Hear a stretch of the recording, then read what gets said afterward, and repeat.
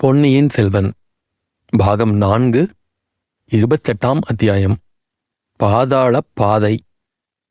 நால்புறமும் நன்றாக பார்த்துவிட்டு ரவிதாசன் திறந்திருந்த நிலவறை கதவைச் சுட்டிக்காட்டி சோமன் சாம்பவனை அதன் உள்ளே போகச் சொன்னான். முதலில் இருட்டில் கண் தெரியாது, அதற்காக கதவின் அருகிலேயே நின்று விடாதே, உள்ளே கொஞ்சம் தூரமாகவே போய் நின்றுகொள் என்றான். சோமன் சாம்பவன் நிலவறைக்குள் புகுந்ததும் அவனை இருள் விழுங்கிவிட்டது போல் இருந்தது. பிறகு ரவிதாசன் நடைபாதை வழியாக திரும்பி நந்தினி தேவியின் வசந்த மண்டபம் வரையில் சென்றான்.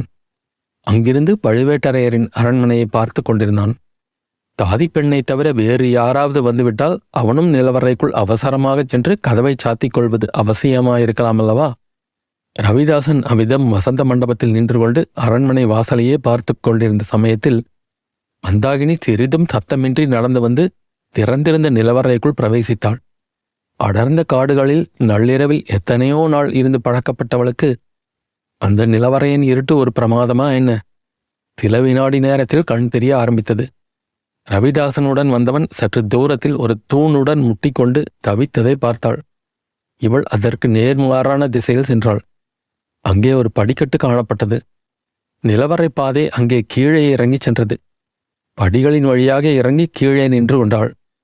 சோமன் சாம்பவனுக்கு ஏதோ சிறிது சத்தம் கேட்டிருக்க வேண்டும். யாரது யாரது என்று குரல் கொடுத்தான். அது திறந்திருந்த வாசல் வழியாக போய் ரவிதாசனுடைய காதில் லேசாக விழுந்தது. அதே சமயத்தில் அரண்மனை வாசல் வழியாக தாதி பெண் கையில் தீவர்த்தியுடன் வந்து கொண்டிருந்ததை ரவிதாசன் பார்த்தான். தான் முன்னால் சென்று சோமன் சாம்பவனுக்கு எச்சரிக்கை செய்வதற்காக விரைந்து நடந்தான். நிலவறை வாசற்படிக்குள் புகுந்ததும், சாம்பவா, எங்கே இருக்கிறாய்? என்னை கூப்பிட்டாயா என்றான். ஆமாம், கூப்பிட்டேன். அதற்குள்ளே அவசரமா? உன் குரல் வெளியிலே யாருக்காவது கேட்டால் என்ன செய்கிறது? உன்னை இங்கே இப்படியே விட்டுவிட்டு போய்விடுவேன் என்று நினைத்தாயா? இல்லை இல்லை, ஒரு விஷயம் கேட்பதற்காக கூப்பிட்டேன் என்று சொல்லிக்கொண்டே சோமன் சாம்பவன் ரவிதாசனை அணுகி வந்தான். இச்சமயத்தில் நிலவரையில் வாசலில் பிரகாசமான வெளிச்சம் தெரிந்தது. ஓஹோ, அந்த பெண் தீவர்த்தியுடன் வந்துவிட்டாள். உன்னை பார்த்துவிடப் போகிறாள். போ, தூரமாகச் சென்று தூண் மறைவில் நில், சீக்கிரம் என்றான் ரவிதாசன். சோமன் சாம்பவன் அவசரமாக பின்வாங்கி சென்றான். அடுத்த வினாடி நிலவரையின் வாசலில் தாதி பெண் கையில் தீவர்த்தியுடன் வந்து நின்றாள். மந்திரவாதி, மந்திரவாதி, எங்கே போனாய் என்று கேட்டாள். எங்கேயும் போகவில்லை, உனக்காகத்தான் காத்து கொண்டிருந்தேன் என்று கூறிக்கொண்டே ரவிதாசன் அவளை அணுகி தீவர்த்தியை கையில் வாங்கி கொண்டான். பெண்ணே, வெளியில் கதவை பூட்டிக்கொள். இன்னும் ஒரு நாழிகைக்கெல்லாம் சாவியுடன் திரும்பி வா. கதவை தட்டிப்பார். நான் குரல் கொடுத்தால் திறந்துவிடு. ஒருவரும் இல்லாத சமயமாக பார்த்து திற என்றான் ரவிதாசன். ஆகட்டும் மந்திரவாதி, ஆனாலும் உனக்கு எச்சரிக்கை செய்கிறேன். சின்ன பழுவேட்டரையருக்கு ஏதோ சந்தேகம் ஏற்பட்டிருக்கிறது. நீ அகப்பட்டு கொண்டால் என்னை காட்டிக் கொடுத்து விடாதே என்று கேட்டுக்கொண்டாள் தாதி பெண். பெண்ணே, வீணாக கலவரப்படாதே. நான் தான் சொன்னேனே, காலாதக கண்டனுக்கே இறுதி காலம் நெருங்கிவிட்டது. என்னை ஏன் மறுபடி வந்து கதவை திறக்கச் சொல்கிறாய்? நிலவறையிலிருந்து வெளியில் போவதற்குத்தான் வேறு வழி இருக்கிறதே. அந்த வழி இன்றைக்கு உபயோகப்படாது. வெட்டாற்றில் வெள்ளம் கரை புரண்டு ஓடுகிறது. நீ போ, சரியாக ஒரு நாழிகைக்கெல்லாம் திரும்பிவிடு. தாதிப்பெண் வெளியில் சென்று கதவை சாத்தினாள். அவள் வெளியில் கதவை பூட்டிய அதே சமயத்தில் ரவிதாசன் உட்புறத்தில் தாளிட்டான். பின்னர் கையில் தீவர்த்தியை தூக்கி பிடித்து கொண்டு சோமன் சாம்பவன் இருக்கும் இடம் நோக்கி விரைந்து வந்தான். சாம்பவா, என்னை என்னமோ கேட்க வேண்டும் என்று சொன்னாயே, இப்போது கேள். நீ இதற்கு முன் ஒரு தடவை இங்கு வந்தாயா என்று சோமன் சாம்பவன் கேட்டான். ஒரு தடவை என்ன, பல தடவை வந்திருக்கிறேன். நாம் சேர்த்து வைத்திருக்கும் பொருளெல்லாம் வேறு எங்கிருந்து வந்ததென்று நினைத்தாய் என்றான் ரவிதாசன். நான் அதை கேட்கவில்லை. நீ சற்று முன் என்னை இங்கு விட்டுவிட்டு வெளியில் போனாய் அல்லவா? மறுபடியும் இப்போதுதான் வந்திருக்கிறேனே. நடுவில் ஒரு தடவை வந்தாயா? நடுவிலும் வரவில்லை, ஓரத்திலும் வரவில்லை. எதற்காக கேட்கிறாய்? நீ போன சிறிது நேரத்துக்கெல்லாம் வாசற்படியின் வெளிச்சம் சட்டென்று மறைந்தது. நான் தூணில் முட்டிக்கொண்டேன். ஒருவேளை கதவு தானாக சாத்தி திறந்து கொண்டிருக்கும். ஏதோ ஒரு உருவம் உள்ளே வந்தது போல தெரிந்தது. காலடி சத்தமும் நன்றாக கேட்டது. உன்னுடைய சித்தப்பிரமையாயிருக்கும். இந்த நிலவரையே அப்படித்தான். இருட்டிலே நிழல் போல தெரியும். திடீரென்று வெளிச்சம் தோன்றி மறையும். விசித்திரமான ஓசைகளெல்லாம் கேட்கும். இங்கு நுழைந்தவர்கள் சிலர் பயப்பிராந்தியினாலேயே செத்துப்போயிருக்கிறார்கள். அவர்களுடைய எலும்புக்கூடுகள் அங்கங்கே கிடக்கின்றன. பழுவேட்டரையன் வேண்டுமென்றே அந்த எலும்புக்கூடுகளை எடுக்காமல் விட்டு வைத்திருக்கிறான். ஒருவரும் அறியாமல் இந்த நிலவறைக்குள் நுழைகிறவர்கள் எலும்புக்கூடுகளை பார்த்து பயந்து சாகட்டும் என்று. அப்படி யாருக்கும் தெரியாமல் இந்த நிலவறையில் பிரவேசிக்க முடியுமா என்ன? சாதாரணமாக யாரும் நுழைய முடியாது. என்னைத் தவிர அப்படி யாரும் நுழைந்திருப்பார்கள் என்று தோன்றவில்லை. நானும் இளையராணி அல்லது அவளுடைய தோழியின் உதவியினால்தான் இங்கு வந்திருக்கிறேன். பின்னே மனிதர்களின் எலும்புக்கூடுகளை பற்றி சொன்னாயே, அதுவா? பழுவேட்டரையன் யாரையாவது பயங்கரமாக தண்டிக்க விரும்பினால் நிலவறை கதவை லேசாக திறந்து வைத்து விடுவான். பொக்கிஷ நிலவறையை பற்றி கேள்விப்பட்டிருப்பவர்கள் பொருளாசையினால் இதில் நுழைவார்கள். அப்புறம் இதை விட்டு வெளியில் போவதில்லை. நீ ஒருவனைத் தவிர இங்கு வந்தவன் யாரும் வெளியில் போனதில்லை என்றா சொல்கிறாய்? உன்னையெல்லாம் அப்படித்தான். இப்போது 2 பேரை பற்றி எனக்கு சந்தேகமாயிருக்கிறது. யாரை சொல்லுகிறாய் என்று எனக்கு தெரியும். வல்லவரையனையும் கந்தமாறனையும் சொல்கிறாய். ஆமாம், அவர்களை நாம் இன்னும் உயிரோடு விட்டு வைத்திருக்கிறோமே. எத்தனை தடவை உனக்கு சொல்வது? வல்லவரையனை ஒரு முக்கியமான காரியத்துக்காகத்தான் இளையராணி விட்டு வைத்திருக்கிறாள். சுந்தர சோழனுடைய குலம் நசிக்கும் போது வந்தியத்தேவனும் சாவான். அதற்கு காலம் நெருங்கிவிட்டது. வா வா, இந்த நிலவரையில் உள்ள சுரங்கப்பாதைகளை எல்லாம் உனக்கு காட்டுகிறேன். ஒரு காரியத்தில் மட்டும் ஜாக்கிரதையாக இரு. இங்கே நவரத்தின குவியல் வைத்திருக்கும் மண்டபம் ஒன்று இருக்கிறது. அதில் 100 வருஷங்களாக சோழர்கள் சேர்த்து வைத்த நவரத்தினங்களை குப்பல் குப்பலாக போட்டு வைத்திருக்கிறார்கள்.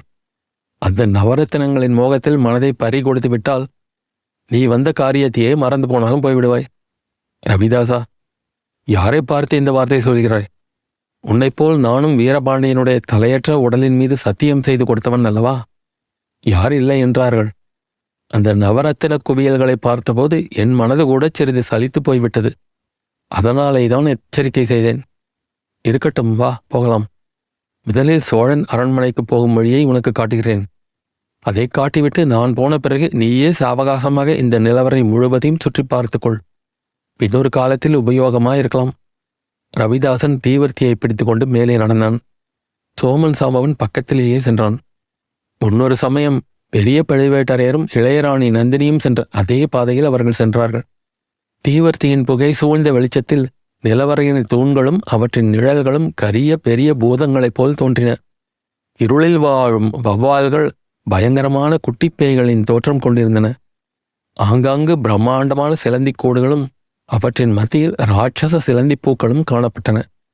தரையிலோ விசித்திர வடிவங்கள் கொண்ட ஜீவராசிகள் சில அதிவேகமாகவும் சில மிகவும் மெதுவாகவும் ஊர்ந்து சென்றன. ரவிதாசன் கூறியது போலவே இனந்தெரியாத பலவித சத்தங்கள் கேட்டன. வெளியே இன்னமும் அடித்து கொண்டிருந்த புயலின் சத்தம் எப்படியோ எங்கிருந்தோ அந்த சுரங்க நிலவரைக்குள் வந்து எதிரொலி செய்தது. சோமன் சாம்பவன் திடீரென்று திடுக்கிட்டு நின்று, ரவிதாசா, ஏதோ காலடி சத்தம் போல் கேட்கவில்லையா என்று கேட்டான். கேட்காமல் என்ன? நம்முடைய காலடி சத்தம் கேட்கத்தான் கேட்கிறது. வீணாக மிரண்டு விடாதே. இப்போது நானும் இருக்கும்போதே இப்படி பயப்பட்டாயானால் இங்கே 2-3 தினங்கள் எப்படி இருப்பாய் என்றான் ரவிதாசன். நான் ஒன்றும் பயப்படவில்லை. நீ போன பிறகு வீண் பிராந்திக்கு உள்ளாவதைக் காட்டிலும் நீ இருக்கும்போதே கேட்டு தெரிந்து கொள்ள விரும்புகிறேன். இந்த நிலவரைக்குள் புகுந்தவர்கள் சிலர் இங்கேயே செத்து போனார்கள் என்று சொன்னாயல்லவா என்றான் சோமன் சாம்பவன். ஆமாம், அவர்களுடைய ஆவிகள் இங்கேயே உலாவை கொண்டுதான் இருக்கும். அதனால் என்ன, பேய்கள்தான் நம்மை கண்டு பயந்து அலறுமே. அந்த சிறு பையன் வந்தியத்தேவன் இந்த நிலவரையில் பயப்படாமல் இருந்து எப்படியோ தப்பி வெளியேறியிருக்கிறான். எத்தனையோ பேய் பிசாசுகளை பார்த்த நானும் நீயும் ஏன் பயப்பட வேண்டும்? பேயும் பிசாசும் இருக்கட்டும், அதற்கெல்லாம் யார் பயப்படுகிறார்கள்? வேறு பிராணிகள் விஷ ஜந்துக்கள் இங்கே இருக்கலாம் அல்லவா? பாம்புக்கும் தேளுக்கும் பயப்படப் போகிறாயா? நம்மை கண்டாலே அவைகள் வலைகளில் போய் ஒளிந்து கொள்ளும். இருந்தாலும் 2-3 நாட்கள் இங்கேயே இருக்கிறது என்றால் யோசனையாகத்தான் இருக்கிறது.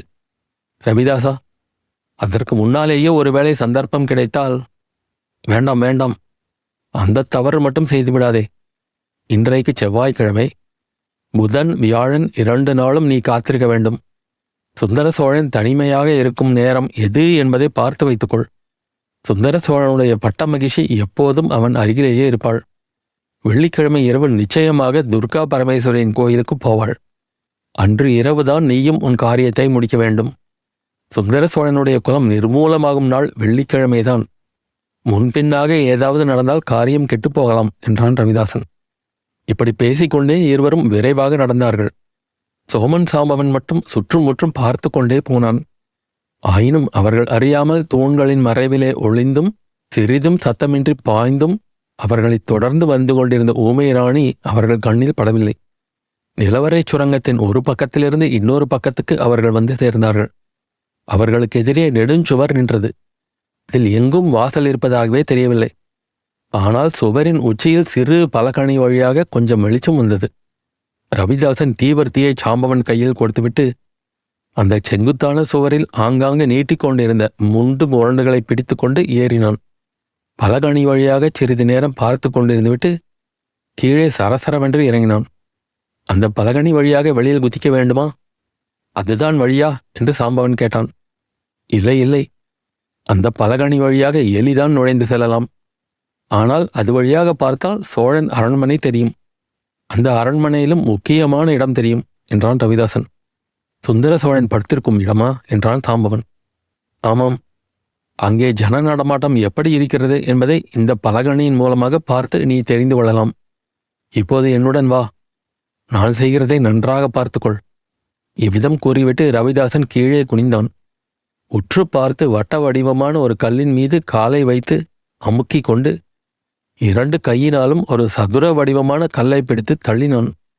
கீழே ஒரு வழி காணப்பட்டது. கடவுளே, நிலவரைக்குள்ளே ஒரு பாதாள பாதையா என்று வியந்தான் சோமன் சாம்பவன். ஆமாம், இந்த பாதை இருப்பது பெரிய பழுவேட்டரையரையும் இளையராணியையும் தவிர வேறு யாருக்கும் தெரியாது. 3ஆவதாக எனக்கு தெரியும். இப்போது உனக்கும் தெரியும். பாதையை திறப்பது எப்படி என்று தெரிந்து கொண்டாயல்லவா? இருவரும் அப்பாதையில் இறங்கிச் சென்றார்கள். தீவர்த்தியின் வெளிச்சம் சிறிது நேரத்திற்கெல்லாம் மறைந்தது. ஊமை ராணி தான் மறைந்து நின்ற இடத்திலிருந்து ஒரே பாய்ச்சலாக அங்கு வந்தாள். திறந்திருந்த வழியை உற்று பார்த்தாள். அதில் இறங்குவதற்கு ஓர் அடி வைத்தாள். பிறகு புனர ஆலோசனை செய்தவளை சட்டென்று காலை வெளியில் எடுத்தாள். சிறிது நேரம் யோசனை செய்து கொண்டிருந்துவிட்டு முன்னம் ரவிதாசன் சுவரின் மீது ஏறிய இடத்தை நோக்கினாள். அங்கே ஒரே பாய்ச்சலாக பாய்ந்து சென்று அவன் ஏறியது போலவே தானும் சுவர் மீது ஏறினாள்.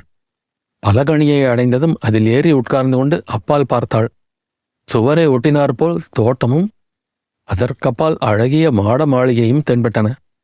அந்த மாளிகையை பார்த்ததும் அவளுக்கு உடம்பு சிலிர்த்தது. அதற்குள்ளே தனக்கு உயிரினும் இனியவர்கள் இருக்கிறார்கள் என்பதை அவள் உள்ளுணர்ச்சி கூறியது. இரகசிய வழியாக போகிறவர்கள் தனக்கு பிரியமானவர்களுக்கு தீங்கு செய்யும் நோக்கம் கொண்டவர்கள் என்பதையும் உணர்ந்தாள். அவர்களுடைய தீய நோக்கத்தை தடுக்கும் ஆற்றலை தனக்கு கொடுத்து அருள வேண்டுமென்று அவள் அந்தராத்மாவில் குடிகொண்டிருந்த தெய்வத்தை பிரார்த்தனை செய்து கொண்டாள். கீழே இறங்கிவிடலாமா என்று அவள் எண்ணிய சமயத்தில் சற்று தூரத்தில் தெரிந்த மாளிகையின் மேன்மாடத்தில் ஒரு அதிசய காட்சி தெரிந்தது. சற்று முன் அந்த இருளடர்ந்த நிலவரையில் இருந்த ரவிதாசனும் சோம்பன் சாம்பவனும் அதில் ஏறி தூண்களின் மறைவில் ஒளிந்து நின்றார்கள். அரண்மனையின் உட்பக்கமாக உற்று உற்று பார்த்தார்கள். அப்போது பகல் நேரமாதலால் அந்த மாளிகையின் மேன்மாடம் நன்றாக தெரிந்தது. ரவிதாசன் கையில் தீவிரத்தி இல்லை. சாம்பவன் கையில் வேல் மட்டும் இருந்தது. ரவிதாசன் அந்த வேலை வாங்கிக் கொண்டு மாளிகையின் உட்புறத்தை நோக்கி அதை எறிவதற்காக குறிபார்த்தான். ஊமையராணியின் நெஞ்சு அச்சமயம் நின்று விட்டது போல் இருந்தது. நல்ல வேளையாக ரவிதாசன் வேலை எறியவில்லை. எறிவது போல் பாவனை செய்துவிட்டு சோமன் சாம்பவனிடம் திரும்ப கொடுத்து விட்டான். மறுகாலம் அவர்கள் இருவரும் அங்கிருந்து மறைந்து விட்டார்கள். ஊமையராணியும் பலகணியிலிருந்து சுவர் வழியாக கீழே இறங்கினாள். சுரங்கப்பாதை தென்பட்ட இடத்தையே பார்த்து கொண்டு மறைந்து நின்றாள். இன்னும் சிறிது நேரத்துக்கெல்லாம் அந்த பாதையில் மறுபடி தீவர்த்தி வெளிச்சம் தெரிந்தது. இருவரும் வெளியில் வந்தார்கள். சுரங்கப்பாதையை மூடினார்கள். அதை திறக்கும் வழியை நன்றாய் தெரிந்து கொண்டாயல்வா என்று ரவிதாசன் கேட்டான். தெரிந்து கொண்டேன். இனி உனக்கு கவலை வேண்டாம். ஒப்புக்கொண்ட காரியத்தை நிச்சயமாக செய்து முடிப்பேன். சுந்தர சோழனுடைய வாழ்க்கை வெள்ளிக்கிழமையோடு முடிவடையும். இம்மாதிரியே நீங்களும் உங்கள் காரியத்தை செய்யுங்கள் என்றான் சாம்பவன். இளையராணி கரிகாலனை பார்த்துக் கொள்வாள். அதை பற்றி கவலையில்லை. அந்த குட்டி புலி கடலிலிருந்து தப்பி வந்து நாகைப்பட்டினத்தில் இருப்பதாக காண்கிறது. ஆனால் இந்த தடவை அவன் தப்ப முடியாது. அவனை காப்பாற்றி வந்த 2 பெண் பேய்களும் இப்போது இத்தஞ்சையில் இருக்கின்றன. ஓடக்கார பெண்ணையும் ஊமைச்சியையும் கூட்டத்தில் பார்த்தேன். இந்த வீர வைஷ்ணவ துரோகி கூட இங்கேதான் இருக்கிறான். ஆகையால் குட்டிப்புலியும் இனி தப்ப முடியாது. நாகைப்பட்டினத்துக்கு கிரமவித்தனை அனுப்பப் போகிறேன். சுந்தர சோழனுடைய குலம் இந்த வெள்ளிக்கிழமை நசிந்துவிடும். அப்புறம் மதுராந்தகத்தேவன் இருப்பானே, அவன் இருந்தால் இருக்கட்டும். அப்படிப்பட்ட ஒரு பேதை இன்னும் சில காலத்துக்கு சோழ நாட்டு சிங்காசனத்தில் இருந்து வருவதுதான் நல்லது. பாண்டிய சக்கரவர்த்திக்கும் வயது வர வேண்டும் அல்லவா? இவ்வாறு பேசிக்கொண்டே ரவிதாசனும் சோமன் சாம்பவனும் வந்த வழியோடு விரைந்து சென்றார்கள். அத்தியாயம் முடிவு.